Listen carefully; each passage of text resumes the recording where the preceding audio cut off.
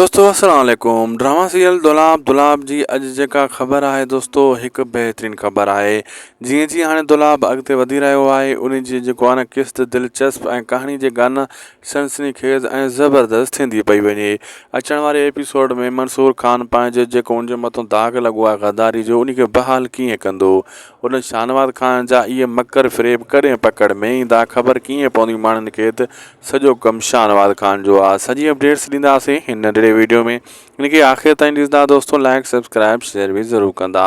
दोस्तों शाहनवाज़ खान जी इहा कोशिशि आहे त मां पंहिंजा फ़ाइदा वठंदो रहां, तॾहिं हू साम्हूं कंहिंसां बि खुली नथो विढ़े ऐं पंहिंजे हाशिम जहिड़े माण्हुनि खां कमु कराए थो। हाणे मिठण जो सिर खणाईंदो हाशिम जे हथां ऐं होॾां जेको आहे अली ख़ान खे सोडल चलाइण में कामयाबु थी वेंदो।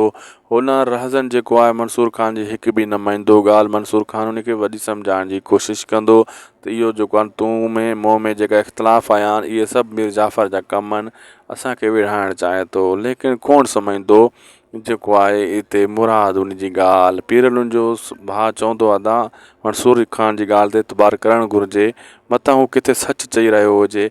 लेकिन मुराद चवंदो हाणे मूंखे कंहिं ते बि एतबार न आहे रहियो। रहज़न शाहनवाज़ खान जा मकर फ़रेब नथो सम्झे, उन जे चवण ते मिठण खे छॾाइणु वेंदो, लेकिन हू त जेको आहे उन सां धोखो थींदो शाहनवाज़ खान जे तरफ़ां। पर हुनजो शक शाहनवाज़ खान ॾे न वेंदो, तोतल वारनि ॾे वेंदो। तोतल वारा उहो वरी मंसूर जा माण्हू सम्झी वेठो।